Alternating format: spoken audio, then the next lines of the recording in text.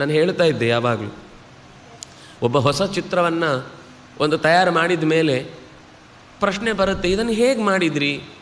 ಇದು ಸಾಧ್ಯವೇ ಇಲ್ಲ ಹೀಗೆ ಮಾಡಲಿಕ್ಕೆ, ನಮಗೆ ಇದು ಲೋಕದ ವ್ಯವಹಾರಕ್ಕೆ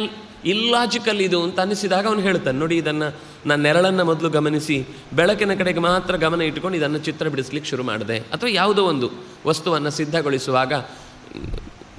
ಯಾವುದೋ ಒಂದು ಲೆಕ್ಕಾಚಾರದಲ್ಲಿ ಹೇಗೆ ಲೆಕ್ಕ ಹಾಕಿದರೂ 8 ಬರ್ತಾನೆ ಇರುತ್ತೆ. ಆ 8ಅನ್ನು ಒಳಗಿನಿಂದ 6 ಕಾಳುಗಳನ್ನು ಇಟ್ಕೊಂಡು ಮತ್ತೆ ಎಲ್ಲಿ ಸೇರಿಸಿ ಮುಂದುವರಿಸಿದಾಗಲೂ ಮತ್ತೆ ಅದು 8 ಆಗಿ ಉಳಿಯುವ ಹಾಗೆ ಮಾಡುವುದನ್ನು ಮೇಲ್ನೋಟಕ್ಕೆ ಒಂದು ಬಾರಿ ನೋಡಿದಾಗ ಇದು ಹೇಗೆ ಸಾಧ್ಯ, ಪ್ರತಿಯೊಂದು ಲೆಕ್ಕದಲ್ಲೂ 8 ಇದೆ, ಪ್ರತಿ ಬಾರಿಯೂ ಒಂದು ಕಾಳನ್ನು ಮಧ್ಯದಲ್ಲಿ ಸೇರಿಸ್ತಾರೆ, ಆದರೆ 4 ದಿಕ್ಕುಗಳಲ್ಲಿ ಸೇರಿದ 8 ಎಲ್ಲಿ ಹೋಯಿತು, ಹಾಗಾದರೆ ಕಮ್ಮಿ ಆಯಿತೋ ಜಾಸ್ತಿ ಆಯಿತೋ ಏನಾಯಿತು, ಈ ಸಂಗತಿಗಳು ಅರ್ಥ ಆಗೋದಕ್ಕೆ ಸ್ವಲ್ಪ ಅದರ ಮೆಕ್ಯಾನಿಸಮ್ ಒಳಗಿಂದ ಏನೆಲ್ಲ ವ್ಯವಹಾರ ನಡೀತಾ ಇದೆ, ಯಾವ ಕೋಣೆಯಲ್ಲಿ ಎಷ್ಟು ಉಳಿದಾಗ 8 ಆಗಿ ಯಾಕೆ ಉಳಿಯುತ್ತದು, ಇದೆಲ್ಲ ಕೂಡ ಒಳಗಿನಿಂದ ಚಿಂತೆ ಮಾಡಿದ ಮೇಲೆ, ಚಿಂತನೆ ಹಚ್ಚಿದ ಮೇಲೆ ಗೊತ್ತಾಗುವ ಸಂಗತಿ. ಅದರಿಂದಾಗಿ ರಾಮಚಂದ್ರ ಲಕ್ಷ್ಮಣ ನನಗೆ ಬುದ್ಧಿವಾದ ಹೇಳ್ತಾ ಇದ್ದಾನೆ ಅಂತ ಭಾವಿಸಲಿಲ್ಲ.